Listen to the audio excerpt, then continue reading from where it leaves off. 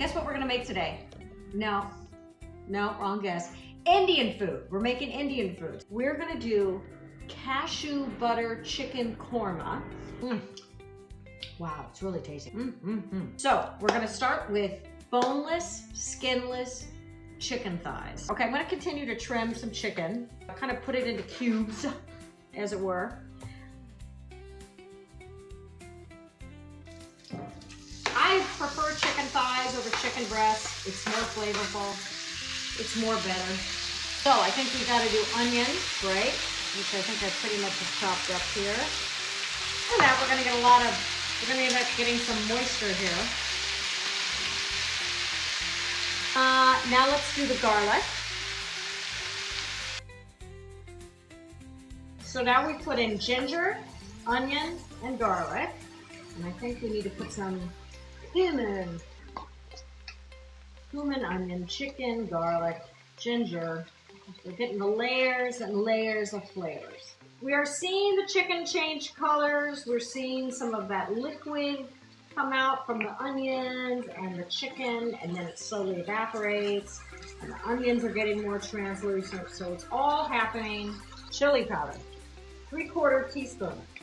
So here's a half. And now we use a 1/4, because I know math. And next we're going to do turmeric.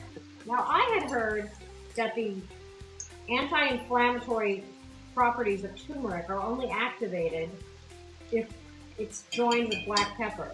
And then somebody else said that's not true. So I don't know what's true. Now the chicken's getting a great color, right? But let's do another layer of color with the tomatoes.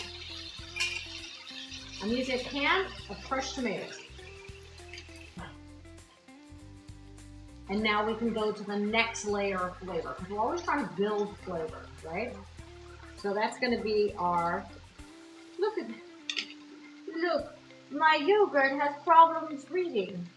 Because I'm gonna be using a lot of yogurt today. I should have just called this Yogurt Wednesday, because everything I'm making today has yogurt in it. Okay, I'm gonna try some. Look how good, yummy, and thick, full fat yogurt is. That's delicious.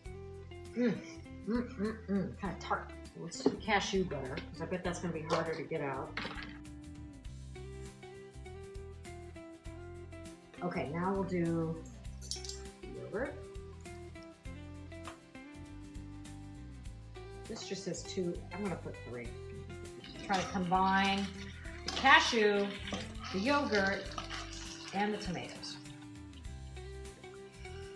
Do a little cream here. Because you know me, I like one-pot meals.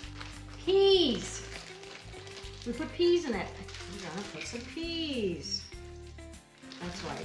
Because then it's not really done until these peas relax. And frozen peas are always a great thing to have on hand. I know a couple times I've made my fabulous pea soup for you guys. It's a great, great pea soup. And now that's pretty. That's nice. I don't have any naan or rice, but I feel like I should have something else on the plate. There we go. Dun, dun, dun.